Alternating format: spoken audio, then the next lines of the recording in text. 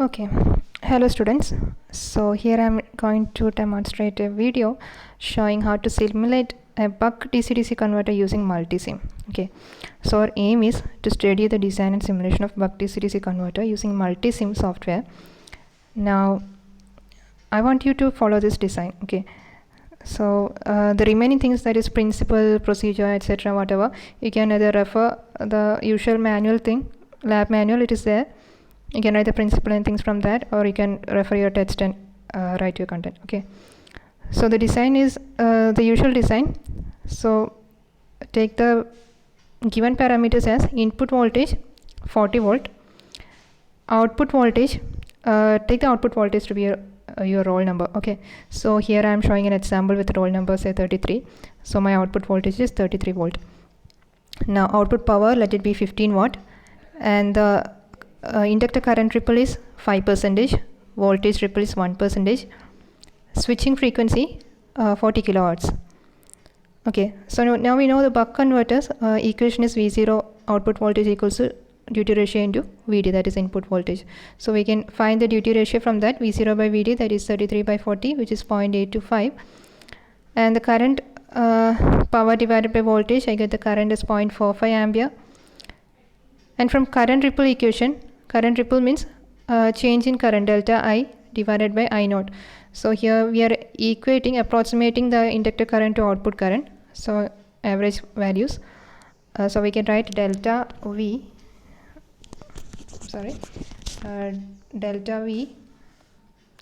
I to be equal to I naught IR. So also we have from inductor equation, delta I is equal to V0 minus D divided by 4 F into L, where F is the switching frequency. So from that we can find the values of inductor. So value of inductor, substituting the values, you get around 6.416 millihenry. Similarly, from capacitor equation, so this capacitor equation derivation is given in detail in your notes, or you can refer the textbook. Okay, or it is there in manual also. So you can see, substitute the values there also. Here voltage ripple is given around 1%. Okay, 1% voltage ripple is given. Substitute there 0.01, and the remaining value substituted, and you'll get 0.213 microfarad. Find the resistance from V0 by I0. So that is 73.33. Okay, now we need to move on to multisim software. Let's see.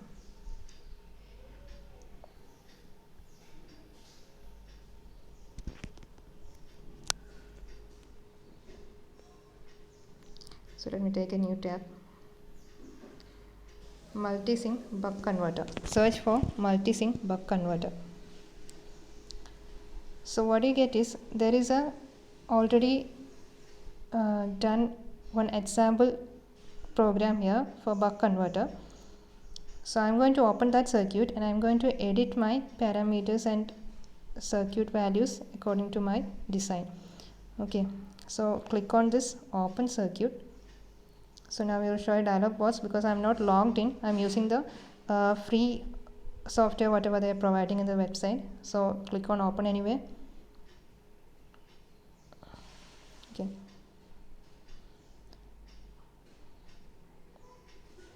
just wait for a few seconds, let it load. So yeah, just don't mind those errors. You click on the screen. Okay, now you have the circuit. So this is the circuit they have implemented here. You can see there is an input voltage V1, and then there is a transistor with actually it's a transistor with diode across it, like a MOS switch, and the gate to the MOS switch is given from a PWM generator. So there is our diode, freewheeling diode, then there is an inductor and capacitors are given along with its internal resistance.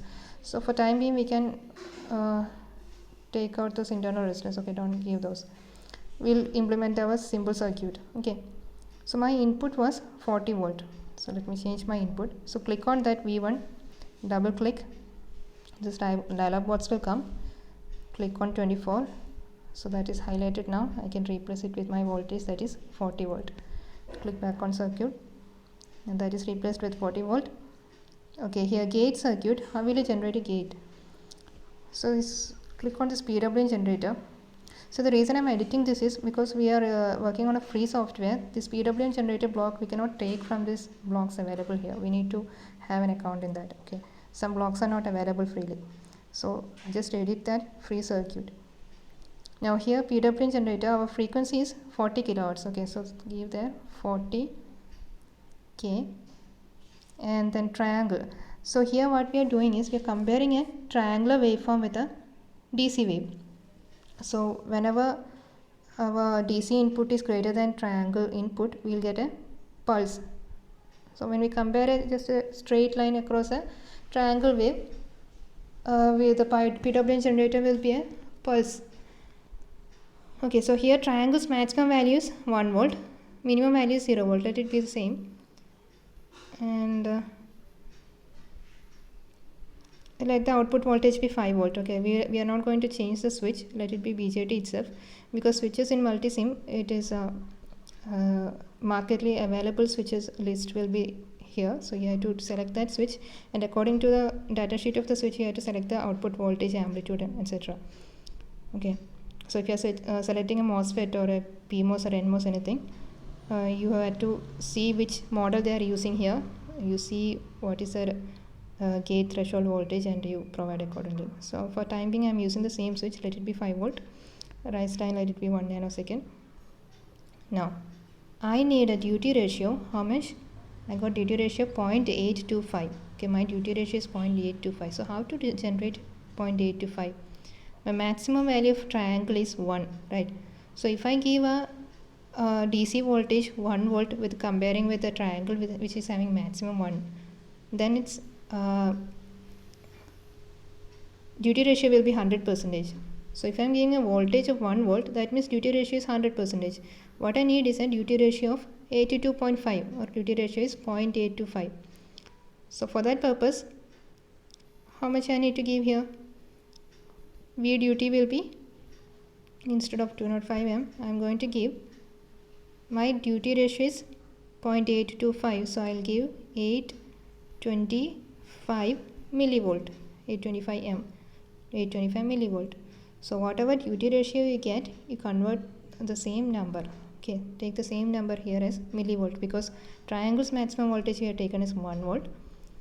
So it should be a value less than that, and it should give the right pulse to the switch. Okay, so my duty ratio is 0.825. So here in the comparing DC voltage, I am giving 825 millivolt.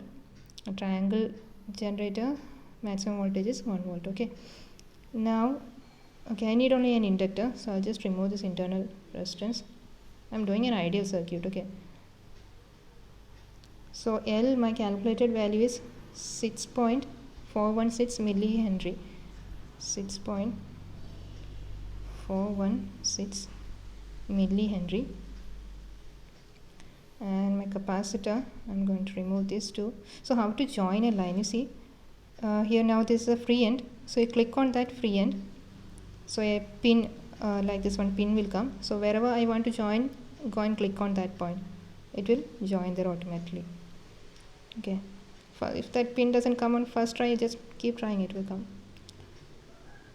Now see, so capacitor value my calculated is 0.213 microfarad. 0.213 microfarad. So I want to edit this 29.5 and make 0.213 microfarad. Okay, so one thing you have to see is there is a micro here. Either you have to give the decimal correctly, otherwise write that letter micro. So you may not have a micro on your keyboard, on your phone keyboard. So just be careful while editing. Just don't include that micro in the highlight. Now I can replace it with 0.213. Otherwise what you have to do is you have to download a keyboard which has what is this? Yeah, a Greek keyboard. So you can see the alphabet here. I am given micro value. Okay, so that's the alternate option. So 0.213 microfarad is my capacitance value, and the resistance value, it is 73.33 ohm. Okay, so my parameters are set. Now I want to run the simulation. So click on run. That play button is a run simulation. Now my simulation is running. You can see the time moving here. You can see the values changing. See, my voltmeter is reading value around 33, 32. So there is a ripple of 1%, and my current, output current also. So you can actually see this waveform. So now this is the schematic diagram. This is a circuit diagram. So you just slide this, you will see there is a waveform. So you can see click on that, you will see the waveform moving. Okay. Now if you want to see both, click on this thing, you can see both waveform and circuit. So you need to stop the simulation, click on the stop button, that is a square one. So now simulation has stopped. Now you can see that your output voltage, okay, V out is a dark blue line, it is around 33 volt. So my design was for 33 volt. There is a ripple of 1%. Inductor current, there is a ripple of 5%, the blue dotted line, and the green dotted line is the output current, which is around 0.45 ampere, okay, with a little bit of ripple. So this is my required. So you can also see the pulse generated. So here the voltmeter is not connected, I think. Okay, you just click on the voltmeter and move it towards the line wherever you want to. Okay, and just leave it. Now that voltmeter blue thing is highlighted. If it is outside, blue thing is not highlighted. When it is connected, it will be highlighted. Okay, now it is highlighted. Okay, so now my voltmeter is connected. Just run again, you can see the pulse width. See my pulses, a 5 volt pulse was given. So this is how my 82.5% duty ratio pulse width is moving. Stop the simulation. Okay, so now we have the circuit diagram, schematics, and your output waveform. So you cannot save this thing because you are running it on a free software. What you can do is you can take a screenshot or you can save the image of the circuit and waveform and data. So you just not here.